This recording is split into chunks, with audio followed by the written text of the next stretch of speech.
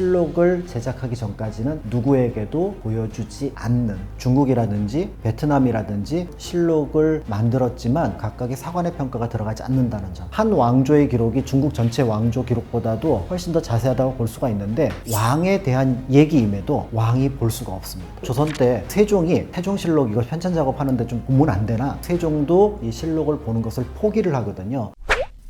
안녕하세요. 역사작가 박광일입니다. 조선왕조실록은 조선의 역대 왕들과 관련된 기록물로 보시면 될 것 같은데요. 조선이 이제 태조 이성계부터 고종 순종까지 모두 27대 왕이 있습니다. 다만 이제 26대 고종 그 다음에 27대 순종 같은 경우는 그 실록이 일제강점기에 완성이 되었기 때문에 25대 철종까지를 정본으로 파악을 하고 있는데요. 조선의 역사를 살펴보기 위해서 꼭 보아야 할 중요한 자료라고 볼 수가 있습니다. 원래 실록이라고 하는 거는 중국의 역대 왕조에서 시작을 했습니다. 그런 실록을 우리나라에서도 삼국시대 같은 경우는 초기에 어떤 모습들을 받아들였지만 대체로 그 모습이 완성된 것은 고려 때로 보여집니다. 그래서 고려에서 역대 왕들의 실록을 제작했다. 물론 현재 실물은 남아있지 않지만 그런 기록을 볼 수 있고요. 그런 어떤 실록 제작의 상황들을 조선이 그대로 받아들입니다. 그래서 조선 역시 태조, 이성계부터 그 실록을 제작하게 되는데요. 다만 다른 나라의 경우는 한 왕이 돌아가신 다음에 한 3대가 지나서 실록을 제작해야 된다. 이런 주장이 있었지만 태종 때 바로 전 왕의 실록 을 제작해야 된다라고 해서 조선은 이전 왕이 승하를 하게 되면 다음 왕이 그 실록을 제작하게 되는 그런 어떤 전통이 만들어졌고, 그 전통은 끝까지 이어지게 됩니다. 실록 같은 경우는 이제 왕실의 공식 기록이기도 하지만 또 한편으로 왕의 언행을 가장 중요하게 생각을 합니다. 왕의 언행을 기록했던 여러 사초라든지 비서실이라고 할 수 있는 곳이 승정원인데요. 승정원에서 마련한 일기, 그래서 승정원 일기라고 하는 것, 그 외에 여러 가지 상소문, 이런 것들을 하나하나 모아서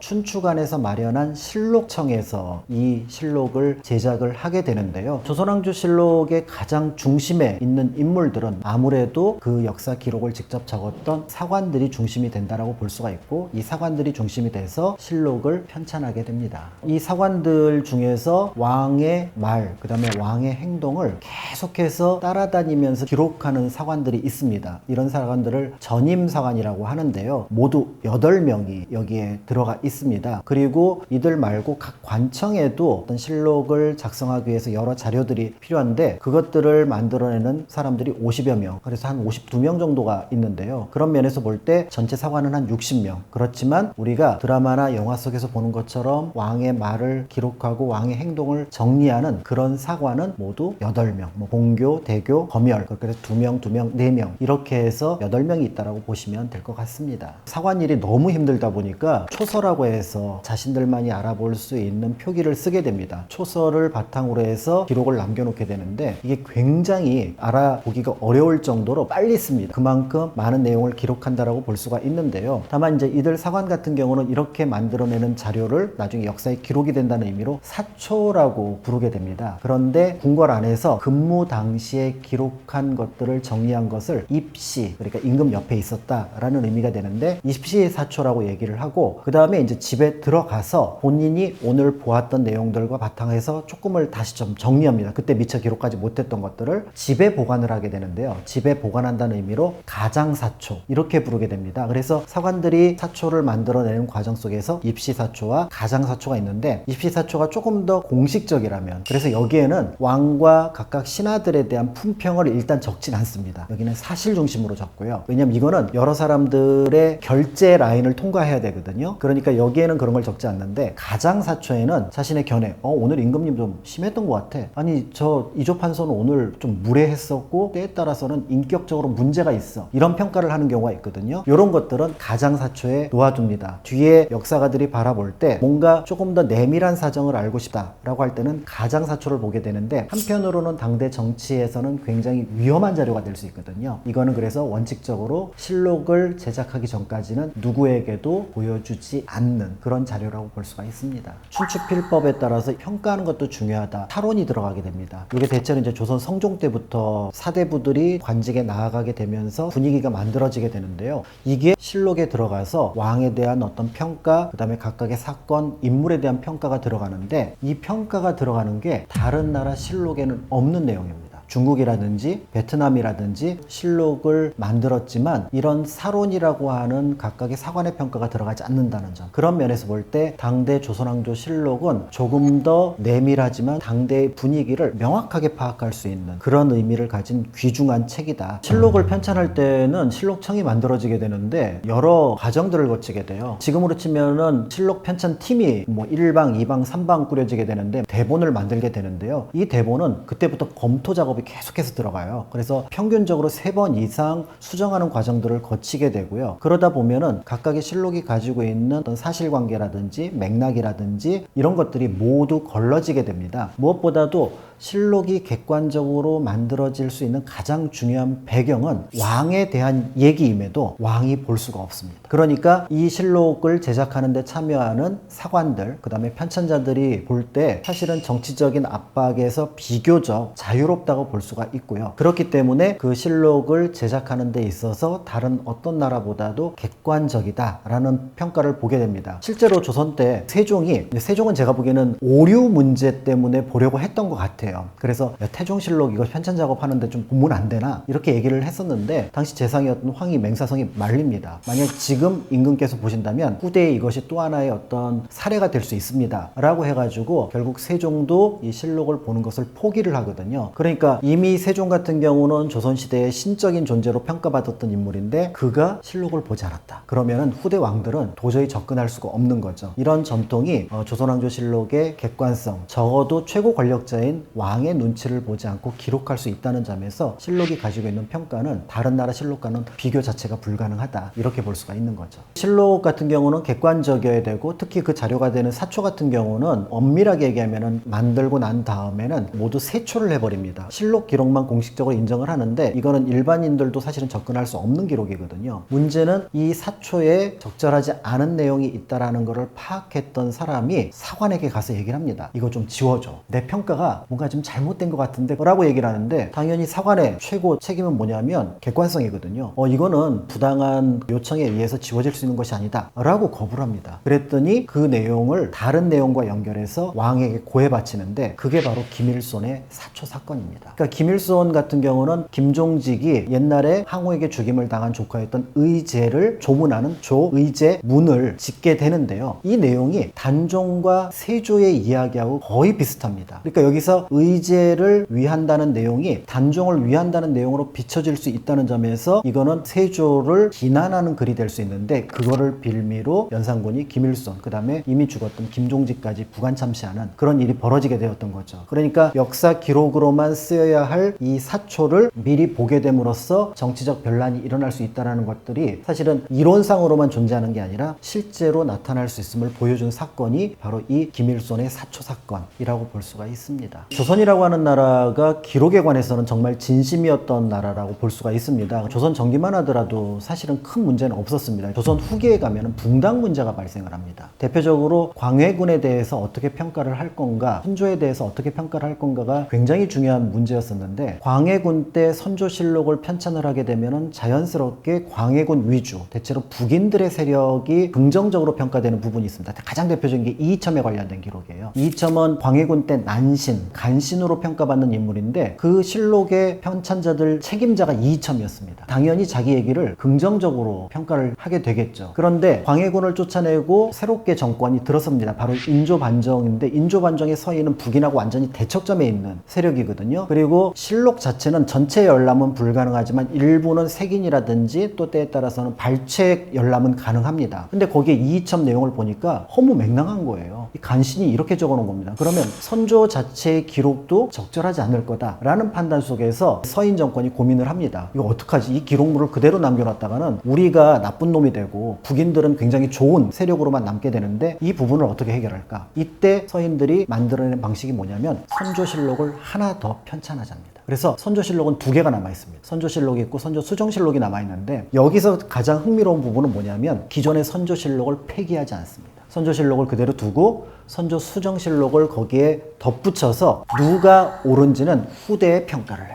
이게 당대 조선의 기록 정신이었습니다. 굉장히 탁월한 정신이죠. 기록물을 편찬하는 사람들의 자신감과 정당함, 여기에서 볼 수가 있고, 서관 같은 경우는 품계는 정칠품, 정팔품, 정구품으로 그렇게 높은 편은 아닙니다. 그렇지만 서관을 겸했다라는 것은 가문의 영광이 될 수도 있고 개인에게는 굉장히 큰 영예로움이 될 수가 있는데요. 거꾸로 얘기하면 그만한 자질을 필요로 합니다. 대표적으로 이제 삼장지제라 그래서 세 가지 어떤 능력이 있어야 된다고 평가를 했는데, 예를 들어 재능이라는 부분에 있어서는 글을 잘 쓰는 실력이 있어야 되는 거죠. 이거는 기록하는 사람이기 때문에 기록 능력이 있어야 되고요. 두 번째는 과거에 대한 어떤 지식이 굉장히 많아야 됩니다. 역사와 관련된 지식이 많아야 되고, 세 번째는 정확한 판단을 할 수 있는 식이라고 하는 것이 있어야 되는 거죠. 이런 것들을 갖고 있을 때 비로소 이제 이 사람은 사관으로 갈 수가 있는데, 이것도 그냥 가는 것이 아니라 추천에 의해서 가게 되고, 사관의 후보자가 올라오게 되면은 뒷조사를 합니다. 가문이라든지 이런 것들도 하게 되지만, 한편으로는 주변 사람들하고 잘 어울리는지, 그러니까 정서적으로 정확한 기록을 할 수 있는지 이런 것들을 보게 되고요. 그 다음에 이제 어떤 사관의 정당함을 드러내기 위해서 사관의 임기가 끝나게 되면은 다른 사관은 기존 사관이 추천하는 걸 원칙으로 합니다. 그런데 이 추천할 때 능력이 안 되는 사람을 추천할 수도 있지만, 이때 사관들이 선언을 하는 게 있습니다. 만약에 내가 추천하는 사람이 실력이 부족하거나 때에 따라서는 자질이 문제가 된다라면은 나는 지금 죽어도 문제 제기를 하지 않겠다 라고 하는 좀 무서운 선언을 하게 되거든요. 그만큼 이 사관들은 기록에 대해서 자부심도 갖지만 굉장한 직업의식도 가지고 있었다라는 걸 알 수가 있습니다. 이 사관들은 원칙적으로 문과 합격자들만을 대상으로 한다는 점에서 일단 기본 자격이 그런 부분과 연결이 된다고 볼 수가 있고요. 서관은 많은 사람들이 들어가고 싶어하는 청요직입니다. 그래서 들어가면은 특별한 문제가 없으면은 승진이 일자대로 이루어집니다. 대신 그 사람이 자신의 어떤 직필, 그러니까 자신의 양심대로 글을 쓸 수 있도록 중대한 범죄 사실이 아니면 탄핵당하지 않습니다. 이런 부분이 있었기 때문에 사관을 거쳤다라는 것은 나중에 문신 관료로서 굉장한 영예 또 출세의 어떤 바탕이 된다는 점에서 많은 사람들이 가고 싶어 했고, 그렇지만 또 그 추천하는 과정들은 여러 단계를 거쳐야 되는 부분들이 있어서 그 자질을 검증받은 사람들만 사관이 될 수 있었다. 왕으로 볼 때는 이 사관들이 굉장히 힘들었을 것 같아요. 계속해서 자신의 말을 기록하고 있고 행동을 기록하고 있다는 거죠. 그러니까 이 사관들을 가장 껄끄럽게 여겼던 인물은 아무래도 연산군이 아닐까라는 생각이 듭니다. 발언했던 기록 중에 하나가 뭐냐면, 내가 오직 무수하는 것은 역사다 라고 얘기를 함으로써 연산군답지 않은 발언을 하고 있거든요. 거꾸로 얘기하면 자신의 행동 하나하나가 모두 기록될 수 있을 거라는 두려움, 그런데 그 두려움의 바탕은 사관들의 옆에서 자신에 대한 어떤 기록을 남기는 것, 이런 것과 관련이 있지 않을까 이렇게 보여지고요. 그 다음에 굉장한 자신감이 넘쳤던 왕이 태종이잖아요. 처음에 어떻게 보면 실록을 작성했던 시초를 만든 인물도 태종이니까 가볍게 할 수는 없었겠죠. 그런데 이제 그래도 이제 조선 왕조가 처음 건국하고 얼마 되지 않아서 왕의 권한이 굉장히 강할 때였으니까 사관들을 좀 이렇게 압도하려고 했던 것 같아요. 어느 날 이제 사냥을 갔는데 말에서 떨어졌던 거죠. 당연히 사관이 그거를 보고 있었습니다. 그러니까 사관한테 가서 내가 말에서 떨어졌다는 얘기를 하지 마라 라고 얘기를 했는데, 결국은 그 말에서 떨어졌다고 하지 마라고 말했다가 실록에 기록되어 있거든요. 그러니까 당시 사관들이 왕의 일거수일투족을 모두 보았다는 점에서 굉장히 불편했을 텐데, 역설적으로 조선의 왕들은 모두 자신의 말과 행동이 기록된다. 드라마나 영화 같은 데서 보면은 왕과 신하가 독대를 하는데 이거는 있을 수 없는 일이에요. 모두 왕과 신하가 있으면은 사관이 있거나 아니면은 승정원의 주사가 있거나 이런 식으로 하게 되거든요. 그러니까 모든 것들이 기록된다고 했을 때 그 사람은 보통 사람 정도의 수준을 갖고 있어도 굉장히 안정적인 통치를 할 수 있는 바탕이 만들어집니다. 사관은 조선왕조실록과 같은 기록물을 남기는 데도 역할을 했지만, 그걸 통해서 조선의 왕들이 두려움을 갖게 하는, 그래서 후대의 평가에 대한 어떤 고민, 이런 것들을 갖게 됨으로써 다른 어떤 나라의 왕보다도 정치, 정사를 보는데 최선을 다했던